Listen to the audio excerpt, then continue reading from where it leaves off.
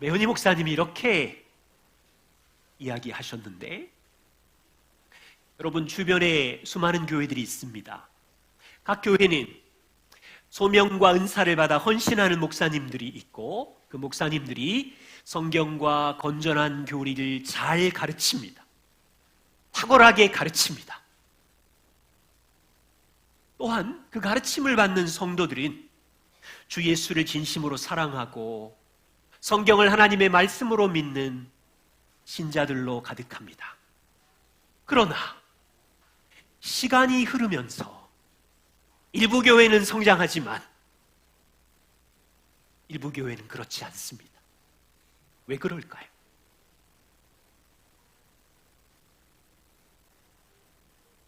오직 진리를 아는 것만으로, 오직 성경을 아는 것만으로, 오직 교리를 아는 것만으로 튼튼한 교회는 세워지지 않습니다. 성숙한 성도는 세워지지 않습니다. 하나님의 은혜로 그 진리를 바르게 알았다면 머리에 있는 그 진리가 머리에만 있어서 머리만 커지는 게 아니라 삶으로 내려가서 적용되고 손으로, 발로, 입으로 나오는 겸손이 있어야. 여러분 이런 고민 안 해보셨어요? 왜 이렇게 탁월한 말씀을 듣는데, 말씀을 들으면 뭐해요? 머리만 잘하는데, 지식만 잘하는데, 손으로, 발로, 입으로, 삶으로 적용을 못하는데.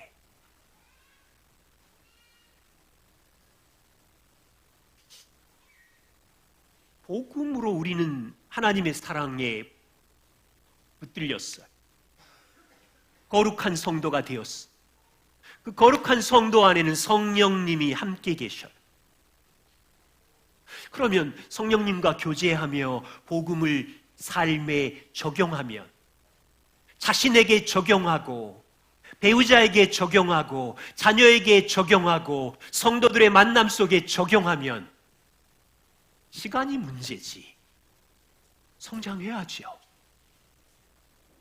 갈등은 있겠지만, 그래서 7가지 덕목으로 성장해야 된다고 소베린 그레이스 교회들은 생각하고 묵상하고 함께 복음의 여행을 하고 있는 거예요.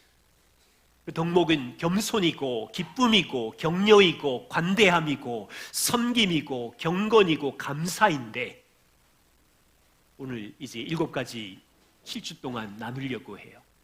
오늘은 첫 번째 겸손입니다. 한 4가지 정도 확인해 보려고 해요. 하나님은 겸손한 자에게 은혜를 주세요. 진짜 해요. 교만하면 하나님 그냥 내버려 두세요. 네 오라, 알았어, 혼자 살아라. 하나님은 교만한 자를 대적하세요. 미워하세요. 내버려 두세요. 여러분 이게 맞다면 저와 우리는 겸손을 날마다 연습해야 돼. 일생 동안 겸손을 훈련해야 돼. 겸손에 없는 근육을 만들어서, 여러분 운동도 기본 자세가 중요하고 훈련하고 반복하잖아요. 겸손을 의도적으로 연습해야 돼. 그래서 어떻게 날마다 겸손을 연습하는지, 일생 동안 겸손을 붙들어야 여러분들이 하나님의 은혜를 받잖아요. 이 교회가 건강해지잖아요. 첫 번째입니다. 겸손이 뭘까요? 먼저 정의를 내려야 되겠죠. 여러분은 어떤 모습을 보면 저 사람이 겸손하구나라고 말할 수 있나요? 과거에 저를 생각해 봅니다. 어떤 사람이 조용해요. 예의가 발라요. 말도 굉장히 지혜롭게 하는 것 같고 옆에 있는 사람을 배려심도 있고 칭찬해도 우쭐거리지 않을 때 저 사람 진짜 겸손한데? 그런데 매헌이는 완전히 다른 정의를 내려요.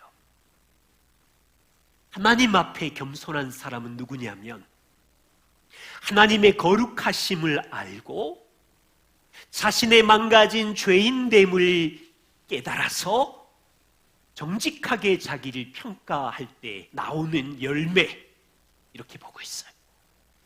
여러분, 이 정의를 정말로 잊지 마세요.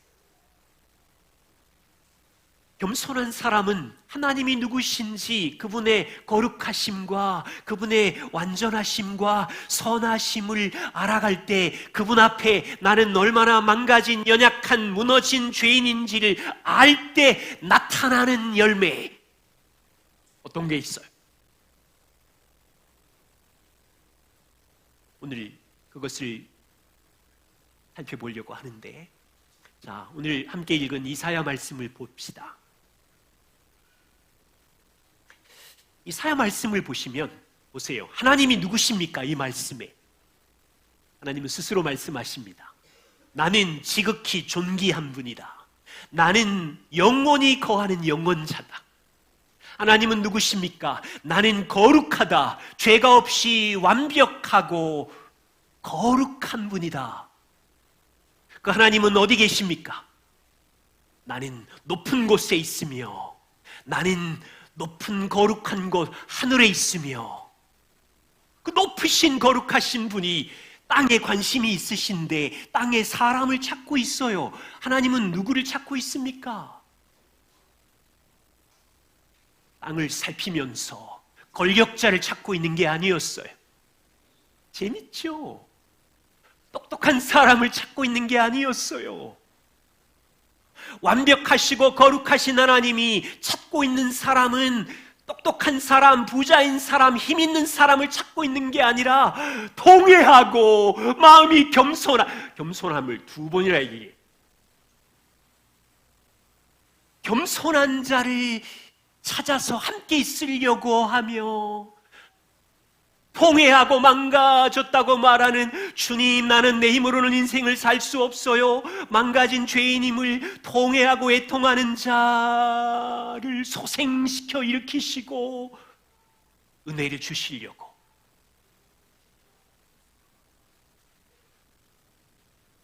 하나님께서는 이 땅에 영원자와 함께할 피조물, 인격체를 찾고 계셨는데, 내 힘으로 인생을 살 수 있어, 나는 신이라는 존재가 필요 없어, 스스로 인생의 왕이 되어 사는 사람과 함께 있고 싶지 않으셨어요. 하나님께서는, 하나님, 나는 무능해요. 내 힘과 능력으로는 내 인생을, 내 가정을, 나의 미래를 책임질 수 없어요. 하나님이 은혜를 주셔야 돼요. 통회하는 겸손한 자와 함께 있으며 그를 소생시키는 은혜를 주신답니다.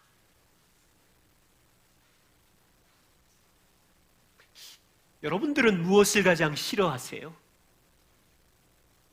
어떤 분은 벌레를 싫어하더라고요. 막 조금만 기어다니면 으악 하고 도망을 가시고, 물론 저는 쥐도 무섭긴 해요. 근데 진짜 제가 좀 끔찍하게 싫어하는 건 호러한 영화, 공포 영화. 싫어요. 그냥 소름이 돋아요. 솔로몬은 여호와께서 싫어하는 것, 미워하는 것이 있는데, 잠언 6장 15절, 마음이 교만한 자를 여호와께서는 미워하시나니. 하나님은 거짓말도 미워하시고 탐욕도 미워하시고, 가장 첫 번째 미움은 교만한 사람을 미워하는데, 교만은 패망의 선봉이며 거만한 마음은 실패, 넘어짐의 앞잡이라고 하셨어요. 베드로는 뭐라고 가르칩니까? 하나님은 교만한 자를 대적하여 싸우시는데 겸손한 자는 은혜를 주시느니라. 질문은 이거예요. 왜 하나님께서 교만한 사람들을 대적하시죠? 하나님이 왜 모든 죄들 중에 가장 교만함을 미워하고 싫어하고 대적하실까요? 칼빈은 정확하게 이렇게 말했어요. 하나님은 피조물이, 여러분, 피조물이라는 얘기는 연약하다는 얘기고 전능자 하나님께 의존된 존재로 창조되었는데, 그 피조물이 조금이라도 그분의 영광을 가로채는 것을 보면 하나님은 견디지 못하십니다. 하나님은 영원자이시고 자신이 받아야 되는 영광을 가로채는 교만한 이 사람을, 가증스러운 이 사람을 결코 용납하지 않습니다. 왜 교만을 대적하는지 아시겠나요? 그 사람이 땅에서 물질과 권력과 힘을 다 가지고 스스로 왕이 되어버렸을 때 하나님은 땅에서는 박수를 받고 있는지 모르지만 전능자가 보실 때는 미움의 대상인 것. 교만은요, 피조물인 인간이 하나님 없이도 스스로 만족하고 홀로 존재할 수 있다고 하는 이 독립의 태도, 자기 만족의 태도를 하나님은 미워하고 대적하시는 거죠. 저와 우리는 기억해야 돼요. 그렇구나. 교만의 위험성은 끔찍하구나. 하나님은 우리를 의존적인 존재로 만드셨는데 교만은 하나님 없이 의존하지 않고 스스로 왕이 되어서 살겠다고 할 때 왕이신 하나님을 왕의 자리에서 끌어내리고 영광을 가로채는 것이기에 하나님 싫어하시는 거예요.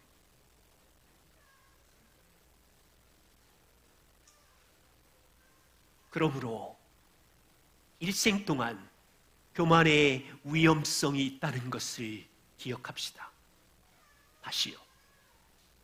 20대일 때의 교만을 조심하시고 30대, 40대의 교만을 조심하시고 50대, 60대, 70대가 되어도 교만의 씨는 우리 안에 있는데 조심하고, 그 사람이 성도이든 선교사든 목사이든 강성환이든 교만으로 언제든지 무너질 수 있다는, 그 사람의 신앙이 초급이든 중급이든 성숙이든 상관없어요. 교만의 불씨는 인생 내내 우리를 괴롭혀서 위험하게 할 거예요. 그렇기 때문에요, 자, 이게 얼마나 무서운지 여러분이 아셨다면 이 의도적으로 교만을 어떻게 발로 밟아 죽이고 매일마다 내 삶에서 의도적인 겸손의 연습을 하지 않으면 한순간에 와르르 무너지게 되는 거예요. 그래서 소개합니다. 겸손책에 보면 한 15가지 정도도 찾을 수 있어요. 근데 오늘은 짧은 시간에 아주 간단하지만 날마다 겸손을 의도적으로 훈련하는 4가지 방법을 말씀드릴 거고, 일생 동안 우리가 겸손을 훈련해야 되는 4가지 제안을 드릴 거예요. 이것은 제가 만든 제안이 아니고 CJ 매헌이가 40년 동안 매일마다 불쑥불쑥 일어나는 교만을 죽이고 겸손해야 하나님의 은혜를 받고 교회를 섬길 수 있다는 원리를 기억하고 40년 훈련한 원리 중에 몇 가지를 제안하는 거예요. 저는 15년 전에 이 책을 통해서 얼마나 많은 유익을 누렸는지 몰라요. 그리고 성도님들을 이 교회를 섬길 때 이 원리로 사람을 찾았고 저도 훈련했고 15년을 그렇게 했어요. 어떤 건 잘하고 있고 어떤 거는 아직 연약하고, 여러분에게 제안할 때 할 수 있는 1-2가지씩 그 근육을 세우기를 소망합니다. 날마다 겸손한 사람이 되기를 소망하면서 첫 번째는요, 매일 아침에 눈을 뜨며 하루를 시작할 때 하나님을 의지하는 것이 겸손입니다. 매일 밤 잠자리에 들 때 모든 짐을 던지고 창조자께 짐을 맡기고 평안히 잠을 자는 것이 겸손입니다. 하루의 시작은 중요해요. 보세요. 사탄은요, 죄는 쉬지 않고 활동하는 영적 존재입니다. 여러분들이 눈을 뜨자마자 죄는 우리를 공격합니다. 죄는 쉬지 않습니다. 눈을 뜨자마자 하루를 시작할 때 하나님이 나의 하루의 주인이심을 인정하고 의지함으로 시작해야 합니다. 성도는 생명을 주신 하나님 안에서 24시간 하나님께 의존된 존재로 지어졌는데 아침에 일어나자마자 나는 하나님을 의지합니다. 진리를 선언해야 됩니다. 하루를 불평으로, 짜증으로, 밀려오는 염려로 시작을 한다는 뜻은 내 힘과 내 노력으로 이 문제에 휩쓸려서 해결하겠다고 하는 여러분의 선택입니다. 당연히 염려와 짜증이 밀려오지요. 그런데 오늘 하루의 주인은 주님이시고 생명과 건강을 주셨기에 주님, 오늘 하루를 주께 맡깁니다. 하루를 감사함으로 시작해야 되겠지. 여기 있는 우리 학생들이 많아요. 초등, 중등, 고등 친구들이 아침에 눈을 뜨자마자 우와 좋은 날이야 이런 기분이 드세요? 아니면 또 학교 가야 돼, 숙제 안 했는데 오늘 학교 가면 또 친구들이랑 어떻게 지내? 염려와 짜증이 밀려오세요. 1번, 2번 30일 중에 2번이죠. 염려와 짜증, 학교 가는 거에 대한 두려움. 오늘 하루를 주신 하나님 감사합니다 그러는 친구 있어요? 하나님은 친구들에게 하루를, 건강을, 학교를, 친구들을 선물로 주셨어요. 친구들이 오늘 하루를 주신 하나님을 의지할 때 친구들이 오늘 만나는 학교 선생님, 친구들 건강은 하나님이 주신 선물로 누릴 수 있는데 불평과 짜증으로 시작하면 하루 종일 그래 짜증으로 불평으로 사세요. 그러면 안 되잖아요. 감사로 시작합시다. 제가 요즘 많이 배우는 것은 하루를 마치고 잠을 잘 때입니다. 저와 아내도 그렇지만 성도들을 만나보면 주무실 때 잠을 잘 못 자요. 왜 그럴까요? 피곤과 스트레스와 무거운 짐과 염려를 지고 있으니 잠이 안 오는 거죠. 사실은 하나님께서 피조물인 우리에게 주신 놀라운 선물이 잠이거든요. 잠을 통해서 뇌를 비우고 피곤한 육체들이 쉬고 그래서 새로운 날 살라고 선물로 주신 이 잠인데 우리는 겸손하지 않아서 하루 종일 있었던 염려와 문제를 내 힘으로 어떻게든 끌어안고 잠자리에 들었으니 잠이 오나요? 잠자리에 들 때 기도를 연습하십시다. 주님, 잠을 선물로 주셔서 감사합니다. 저는 피조물입니다. 하루 종일 지쳤습니다. 잠자리 안에서 새 힘을 얻게 해주십시오. 주님이 창조자이십니다. 주님만이 잠을 필요로 하지 않습니다.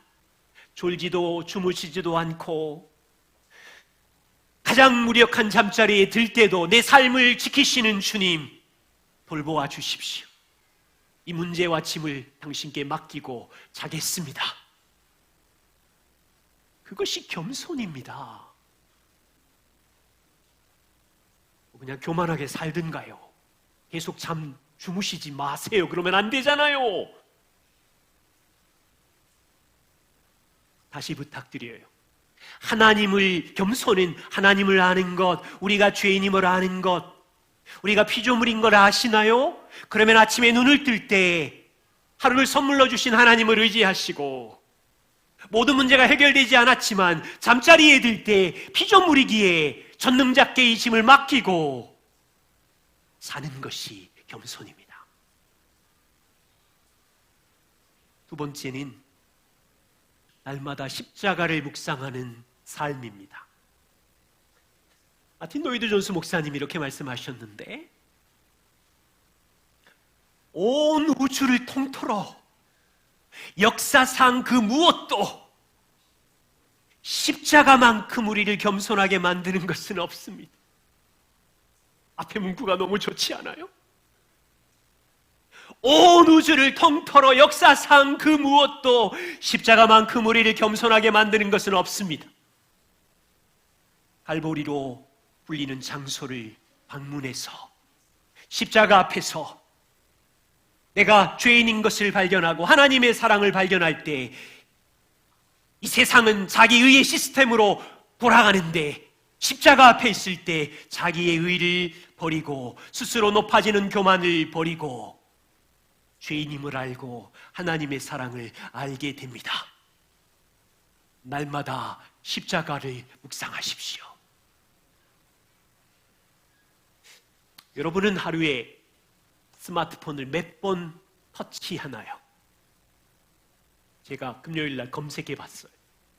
한 해외 업체, 리서치 업체에서 발표한 내용인데, 현대인은 하루에 평균 스마트폰을 2,600번 터치한대.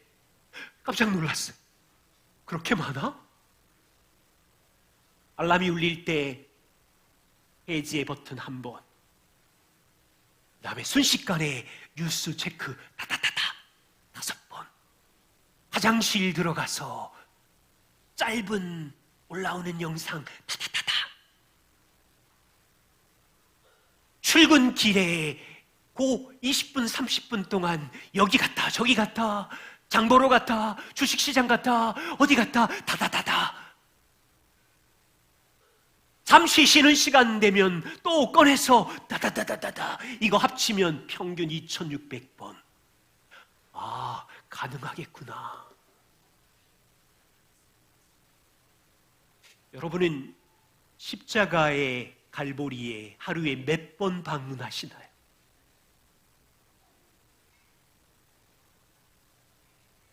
최근 마음이 무너질 때 십자가를 방문하시나요? 자기의 의로 분노가 올라올 때 십자가를 방문하시나요? 십자가에 들어가야 내가 얼마나 망가진 자기 의를 주장하기 좋아하는 죄인인지를 발견할 수 있고, 그런 나를 향하여 죽으신 하나님의 사랑을 깨닫게 되고, 저는 알아요. 이제 이해해요. 순간마다 십자가를 붙잡지 않으면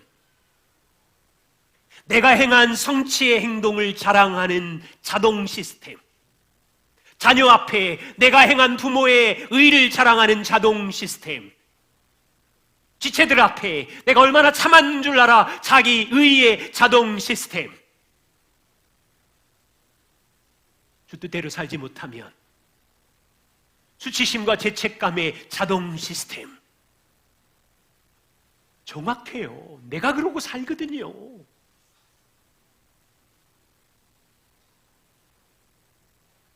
겸손은 하나님을 아는 거예요. 십자가로 들어가서 그분이 나의 망가진 죄를 위하여 무슨 일을 하셨는지를 붙잡아야 자기 의와 수치심과 죄책감을 떨쳐낼 수 있는데, 십자가를 묵상하지 않으니까.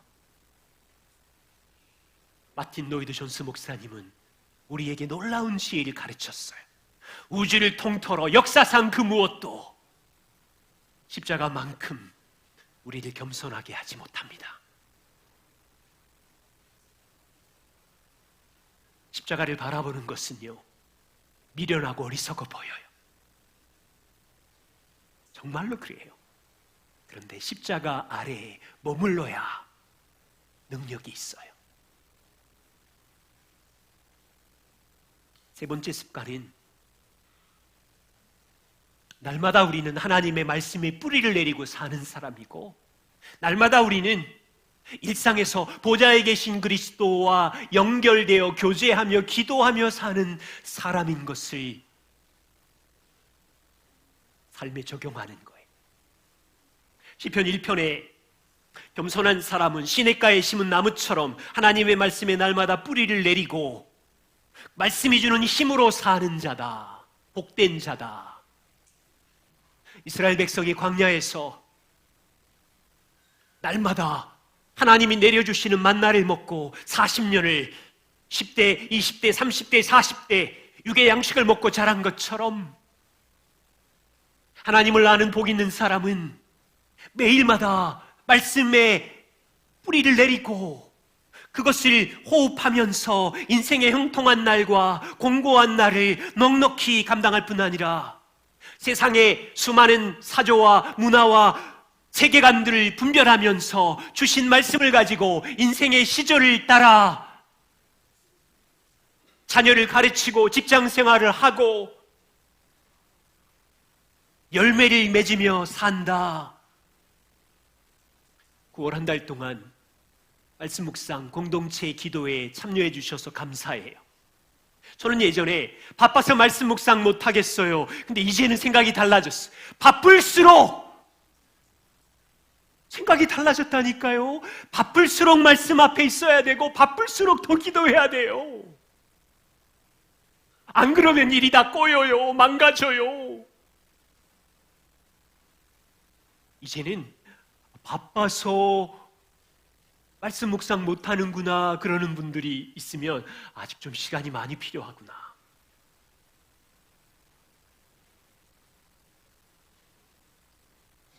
겸손한 성도는 일상에서 기도를 기뻐합니다. 보좌에 계신 주님께 전화합니다. 한 가지 팁을 드릴게요. 마틴 루터의 고백입니다. 간단하게, 자주, 강력하게 기도하십시오. 우리는 홀로 기도에 대한 좀 죄책감도 있을 수 있어요. 한 자리에 앉아서 20분, 30분, 1시간 길게 기도하지 못하니까 나는 기도가 부끄럽고 잘 안 되는 사람이야. 오케이, 길게 사랑의 교제를 30분, 1시간 하는 것도 중요하지만 마틴 루터의 말을 들어보십시오. 간단하게, 짧게, 자주, 강력하게 기도해라. 일상에서 이렇게 기도하래요. 저는 한 달 동안 이 경험을 했어요. 복음이 빛나는 부부 세미나 있었지요. 교회 인테리어 있었지요. 갑자기 장인 어른 사고로 다쳤지요. 지치고 바쁘고 막 감정이 밀려오는데 주님, 나 좀 살려주세요.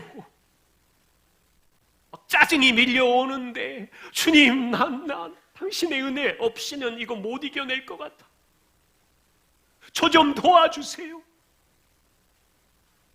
여러분, 간단하게, 자주, 강력하게 보좌에 계신 주님께 SOS를 청하는 기도, 서서도 기도할 수 있고 운전하다가도 기도할 수 있고 난처한 일 앞에 감정이 몰려올 때도 여러분이 근육을 써야 돼요. 하나님, 감정이 지금 올라와요. 분노가 올라와요. 저 좀 살려주세요.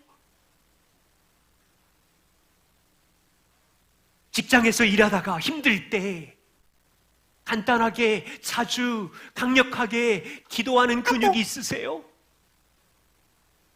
자녀를 보고 마음이 무너져 고통스러울 때, 불안이 올라오고 두려움이 올려올 때 알아요. 그게 무슨 기분인지. 간단하게, 자주, 강력하게 기도하는 근육이 있어요. 뉴스를 보다가 막 역사와 나라가 걱정이 돼요. 그럼 걱정하고 한숨만 쉬는 게 아니라 간단하게, 자주, 강력하게 나라를 위해서 하나님 이 나라를 도와주세요. 누군가 무거운 짐을 지고 인생의 골짜기에 갇혀서 고통을 당할 때 기도할게요 그러고 돌아서면 기도 못할 때가 많잖아요. 그러면 그 이야기를 전화로 듣든지 만나서 듣든지 손을 붙들고 같이 기도합시다. 길지 않아도 돼요. 간단하게,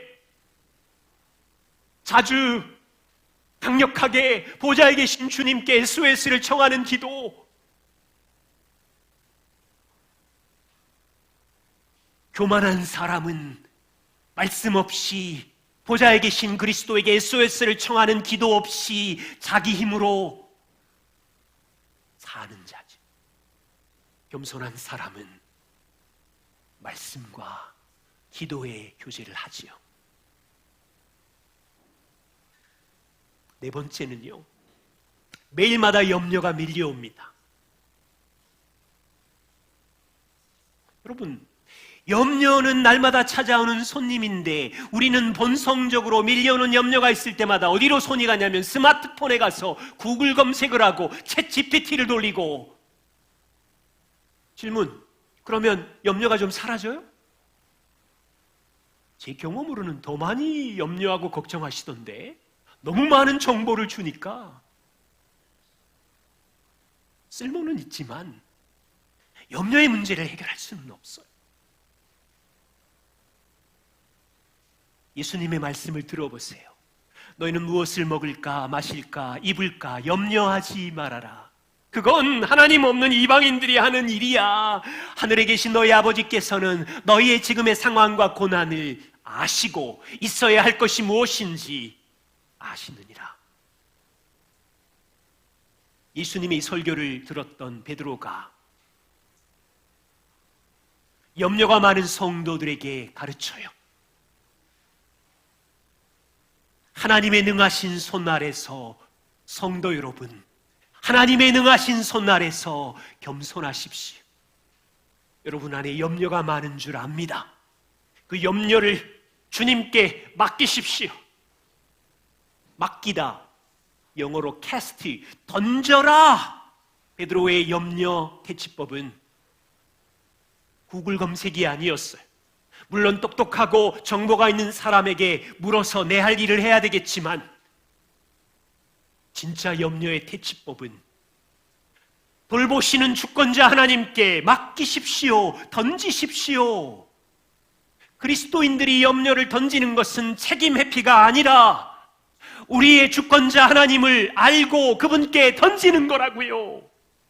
여러분의 주권자가 날마다 우리 짐을 지시는 주님이신데 던집시다.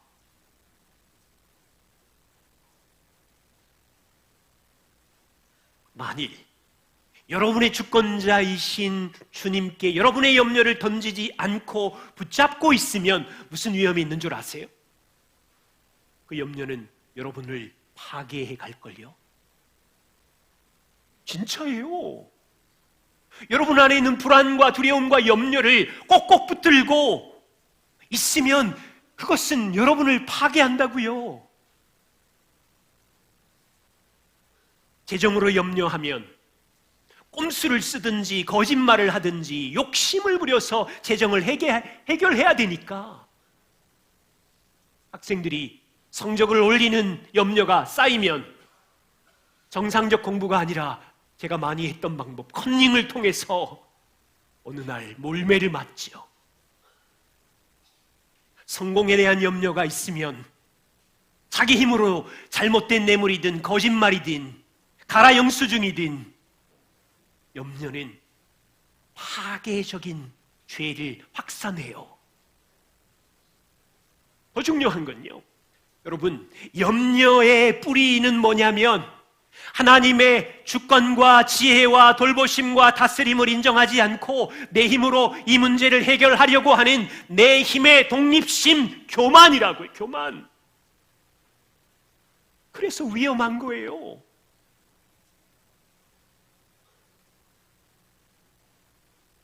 날마다 밀려오는 염려는 당연합니다. 그런데 놀라지 말고 베드로의 퇴치법을 연습하는 거예요. 어설픈 지혜와 어설픈 AI의 그 어떤 지혜들이 우리 손에 잡고 싶은 건 그 과정 중에서 필요하겠지만 밀려오는 염려를 아버지 손에 주권자 하나님께 돌보시는 주님께 던지는 연습을 해야. 던집시다.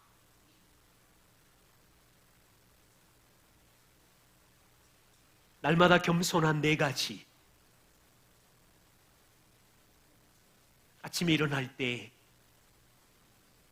하나님을 의지하고 감사하고, 저녁에 잠자리에 들 때 피조물임을 인정하고 맡기고 평안히 자는 연습, 겸손히. 나의 의와 죄책감과 수치심이 막 하루 종일 밀려올 때 십자가 아래 자주 나아가는 것, 겸손히. 하나님, 내 지혜와 능력으로는 살 수 없어요. 주의 말씀과 간단하게, 자주, 강력하게 보좌에 계신 주님께 기도하는 연습. 밀려오는 염려들이 막 있을 때 괜찮아요. 놀라지 말고 돌보시는 주권자 하나님께 그 염려를 던지고 기쁨을 가지고 하루를 주님 앞에 살게 해 주십시오. 이 연습을 합시다. 두 번째는요, 일생 동안 겸손을 훈련하는 4가지 제안을 드립니다. 첫 번째는 우리 평생 죄인이라고 얘기했죠. 그러면 이 죄를 빛 가운데 나오게 하는 거예요. 왜냐하면 이미 이 죄는 처리가 된 죄예요. 복음으로, 그리스도의 십자가에서. 그런데 사람의 본성은요, 우리의 DNA 자아는 이 죄를 숨기려고 하고 대충 퉁치려고 하고, 옆에서 보면 죄는 이만한데 우리는 요만하게 작게 여기고, 죄의 본성, 자아의 본성이 그렇다고요. 그것이 교만인데, 하나님은 니들 힘으로 죄를 해결할 수 없으니까 아들을 십자가에 죽여서 죄에 대한 모든 진노를 아들의 피로 다 지불하고 깨끗하게 해결해 주셨어요. 우리가 할 일은 뭐냐면 요한 1서 1장 9절이에요. 너희가 이 땅에서 죄를 지었니? 괜찮아. 내가 다 처리했어. 그 죄를 바깥으로 자백하면 그는 미쁘시고 의로우사 우리 죄를 사하시고 우리를 모든 불의에서 깨끗하게 하실 것이니. 한두 절 뒤에 요한은 요한 1서 2장 1절에 아주 생생한 이미지 그림으로 이야기하는데, 나의 사랑하는 자녀들아, 만일 너희가 교회 생활을 하다가 가정과 일상에서 누가 누구에게 죄를 범하였느냐? 너희는 땅에서 서로 주고받고 상처를 주고 까칠하게 공격했겠지만 보좌에 계신 그리스도를 봐라. 거기에 대언자 의로우신 그리스도가 계시나니. 무슨 말입니까? 서로 상처를 주고 찌르고 고통을 주었을 때 우리가 우리의 입으로 이미 처리된 죄를 서로 자백하면 보좌에 계신 대언자 의로우신 그리스도는 얘들아, 내가 그 죄에 대한 대가를 끝냈다 고백하면 빛 가운데 나오고 서로 하나가 되고, 그때 보좌에 계신 그리스도께서 그 죄는 내가 처리한 거야 자유를 주고, 이 죄를 빛 가운데 나올 때 보혈의 능력이 우리 안에 있어서 죄책감의 그림자가 없어지고 서로 화해를 이루고. 여러분, 죄 고백의 능력이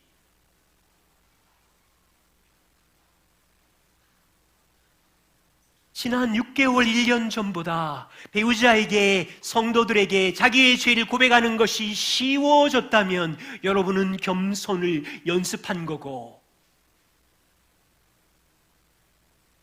혹시 부모님 중에 지난주 자녀들에게 죄를 고백한 적이 있습니까? 자, 이 그림을 보세요.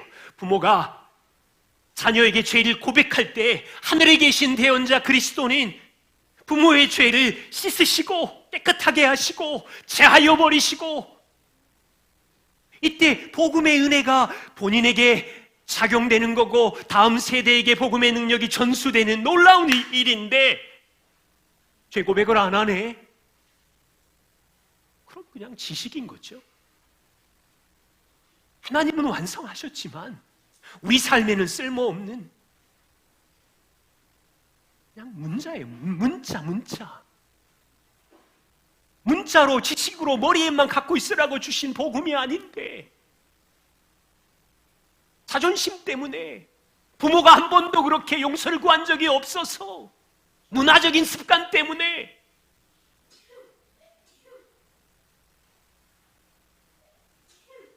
소망이 있어요.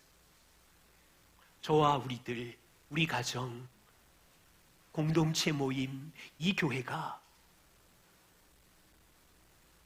평생 죄인일 텐데, 서로 찌르고 상처를 주기도 할 텐데, 죄를 고백하고 용납하고 용서하는 이 문화가 자리 잡아서 세상에 그리스도께서 십자가에 죽으사 우리 죄를 용서하심을 막 흘려보내는 그런 교회이고 싶어요.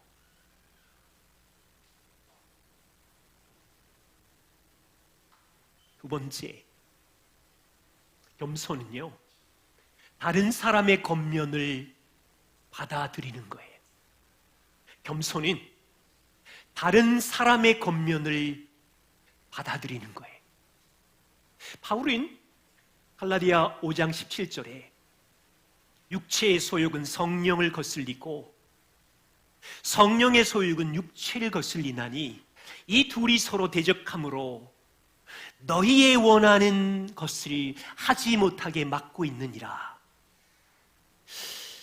이 말씀을 묵상할수록 인생에 굉장히 무서운 동반자가 우리 마음에 있다는 것을 인식하게 돼요. 이 말씀은 지금 바울이 갈라디아 성도들, 회심 이전에 있는 성도들에게 말하는 것이 아니라 회심 이후에 거듭난 갈라디아 성도들, 성령이 그들 안에 있는 그들에게 말씀하는 것인데, 성도들의 마음에 있는 갈등을 풀어서 설명하는 것인데, 그들 안에는 성령도 계시지만 여전히 육체의 소욕, 제약된 본성이 있어서 싸운대요.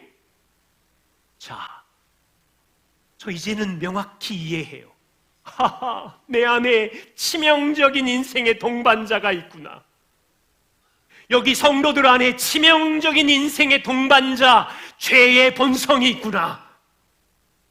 천국 가야 이 죄의 본성이 없어지고 여기서는 그렇구나.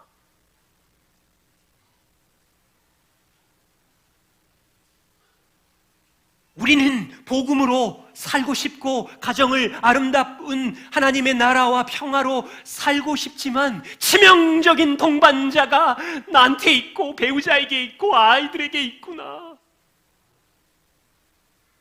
자, 보세요.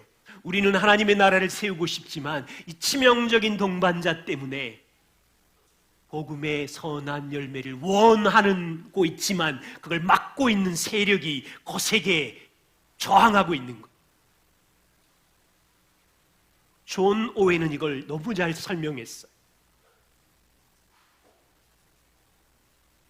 성도인 우리가 하나님께 대한 의무를 이행하려고 할 때마다, 우리는 말씀 묵상, 또 구제, 선한 일, 기도 이런 의무를 이행할 때마다 우리 안에 죄의 저항에 부딪힙니다.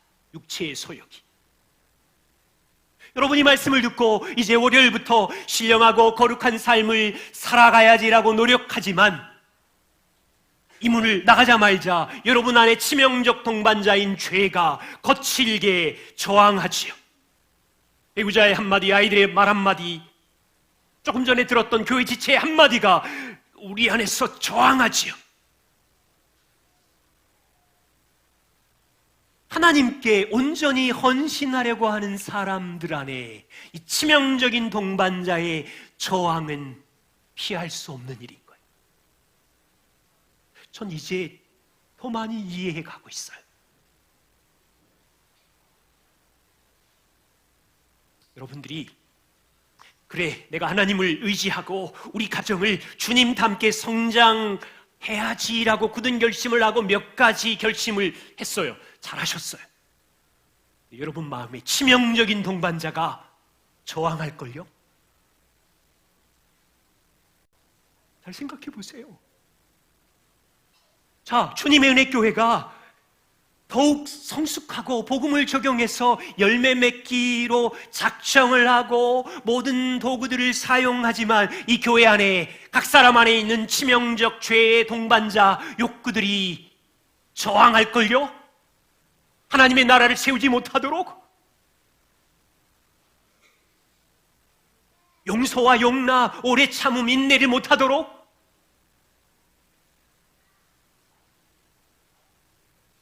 이건 현실인데 한 가지 더 무서운 문제가 있어요. 한 가지 더 무서운 문제. 그것은요, 나 스스로 내 죄를 잘 못 본다는 거예요. 여러분, 제 얼굴에 고추장 자국이 있다면 내가 보이나요? 고추장은 안 갖고 왔고 빨간 매직 갖고 왔는데, 자, 저 안 보여요. 진짜 안 보이네. 안 보여요, 안 보여. 누가 더 잘 봐요? 여러분은 다 보시지요? 저는 지금 하나도 안 보인다니까. 너무 슬프네, 갑자기. 진짜 안 보여.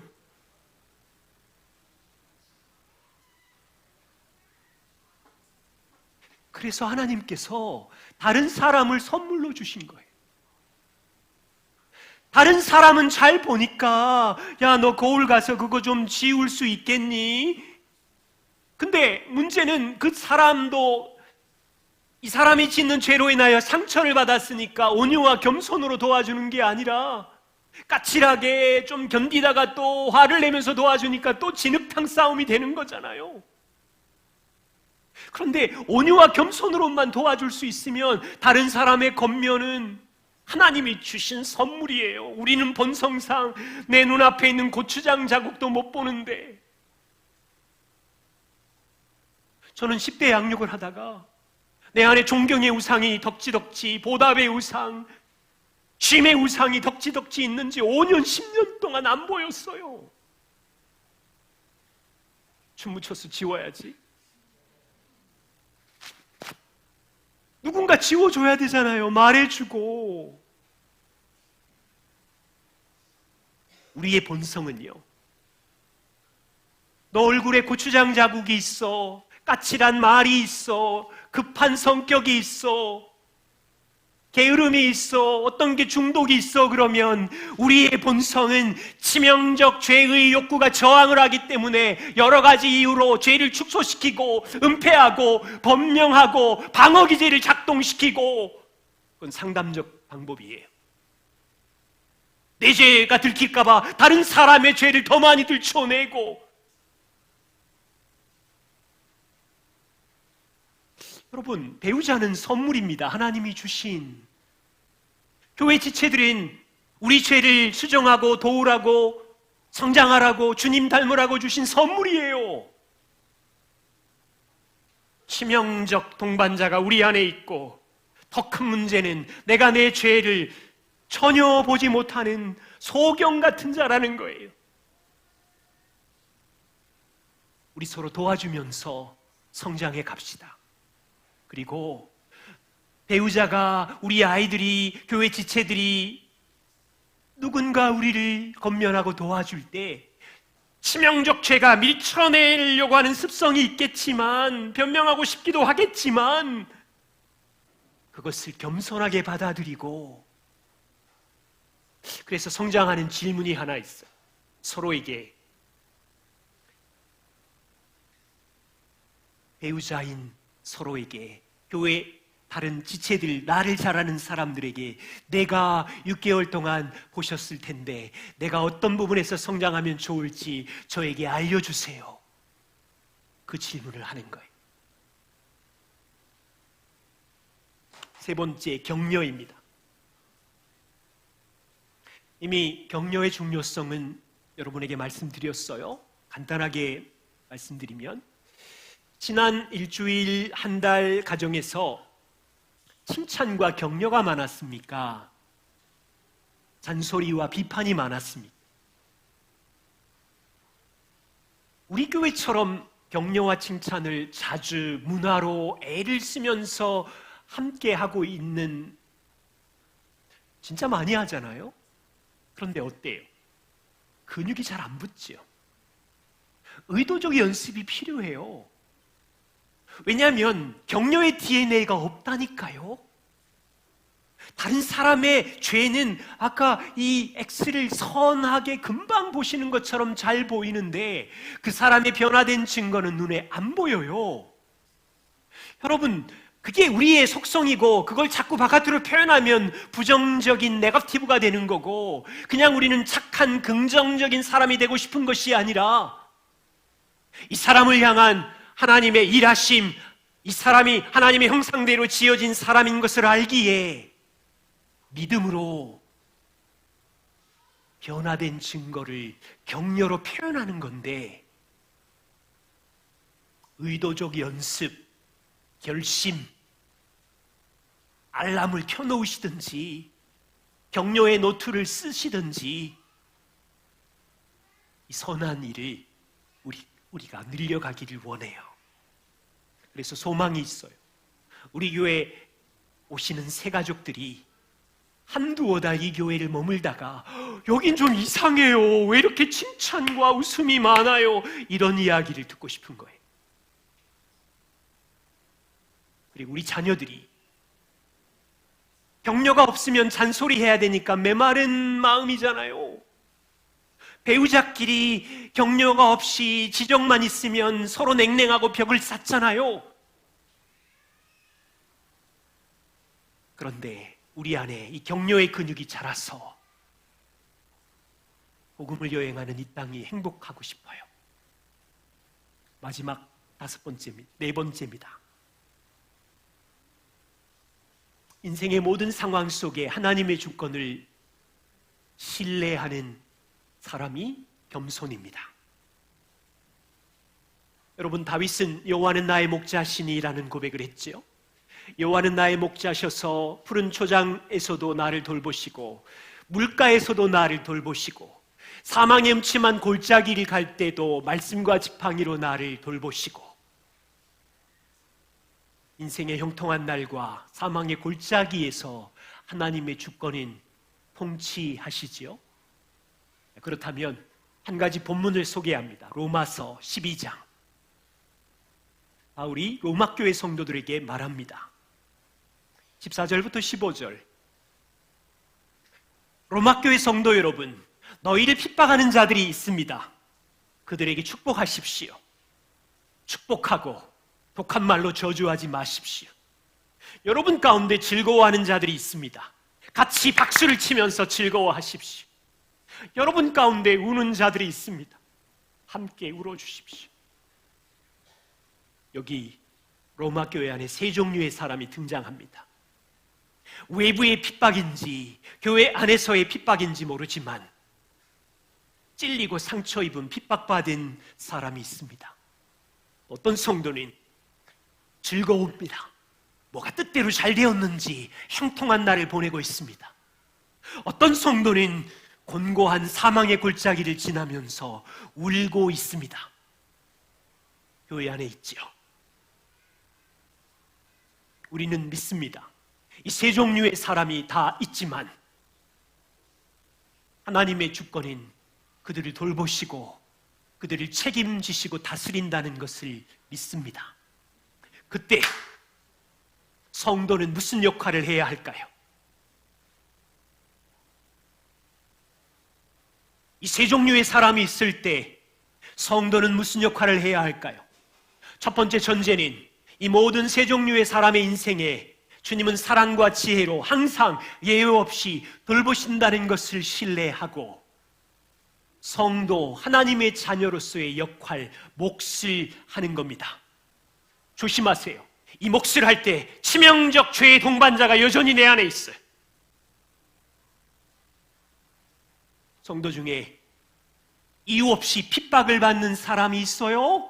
치명적 죄의 동반자가 작동하면 같이 독한 말로 공격하고 싸우고 법정으로 달려가고. 그런데 죄를 죽이면 핍박하는 자를 저주하지 말고 축복하십시오. 독한 말을 쏟아내지 말고. 즐거워하는 자가 있어요. 그러면 시샘하거나 열등감을 가지거나 쟤는 저렇게 됐는데 우리는 뭐야, 비교하지 말고 같이 박수치고 좋아하고. 슬퍼 우는 자들이 있어요. 아이, 그럴 줄 알았어. 게을러 빠져가지고 언젠가는 그런 일이 생긴다고 말했잖아. 치명적 동반자가 그런 마음을 주겠지만 같이 울고 위로하고. 그리고 16절부터 보십시오.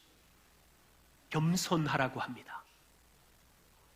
서로 마음을 같이하여 높은 곳에 마음을 두지 말고, 내가 잘났네 네가 못났네 그러지 말고, 도리어 마음을 낮추어 낮은 데 처하며 스스로 내가 다 아는 것처럼 지혜 있는 체 하지 말고 서로 겸손하십시오.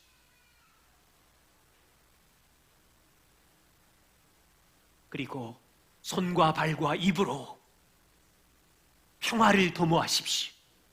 아무에게도 악으로 악을 갚지 말고, 이거는 그리스도를 묵상하지 않으면 나올 수 없는 행동인데, 아무에게도 악을 악으로 갚지 말고 어떤 종류에 있는 사람이든지 선한 일을 도모하고 할 수 있는 대로 모든 사람들에게 더불어 평화를 이루어 보십시오. 그것이 성도의 몫이에요. 우리 힘으로는 불가능해요. 그리스도의 은혜를 알아야 되고, 내가 어떤 사랑을 받았는지를 기억해야 되고, 그리고 마지막, 내 사랑하는 자들아. 저는 이 말 보고 뒤집어졌어. 너무 부드럽고 달콤한 말을 하네. 내 사랑하는 자들아. 지금 이 사람은 핍박받아서 찔려서 상처를 입었는데, 울고 있는데, 내 사랑하는 자들아, 너희가 친히 원수를 갚지 말고 진노하심은 하나님께 있으니 하나님께 맡기고 서로 겸손하며 같이 울고 같이 박수치고 모든 사람이든 평화를 도모해 줄 수 있겠니? 왜냐하면 그 사람을 심판하고 그 사람을 정죄하는 것은 너희의 책임이 아니라 원수를 갚는 일은 하나님의 일이며 하나님의 주권에 맡기면 되는 일이고,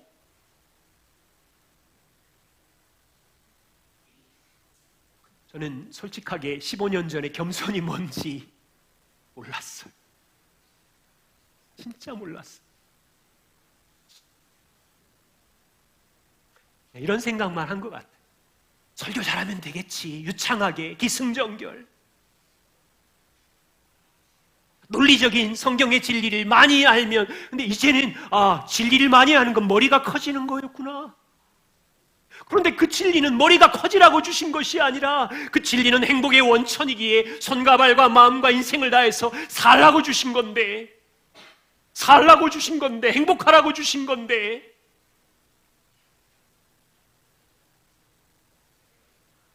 복음을 적용하지 않으면 설교만 유창하게 하는 머리만 커진 위험한 목사가 될 뻔했어요.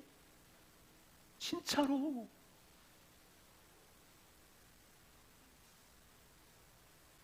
여러분에게 적용해 보세요. 가정과 교회 공동체를 통해서 자주 복음을 들어요. 매일 성경을 읽어요. 가정 예배를 드려요. 아름다운 복음 찬양을 목청을 다해 손을 들고 노래해요. 그런데 손과 발과 마음으로 일상에서 이 복음을 적용하지 않으면, 겸손을 흘려보내지 않으면 시간이 문제이지. 위험한 가정, 위험한 교회, 지식만 있는 교회, 형식만 있는 교회. 그래서 저는 매일 무릎 꿇어 자주 기도하는 게 이거예요. 하나님, 겸손하게 해주세요. 겸손을 가르쳐 주세요. 매일 겸손의 근육을 연습하게 해서 자꾸 잊어버려요. 다시 또 새기고. 성도 여러분, 소망이 있습니다. 오늘 나눈 겸손의 열매가, 덕목이 나와 가정과 교회와 인생에 복음을 적용한 근육으로, 문화로 우리 키워보고 싶지 않으세요?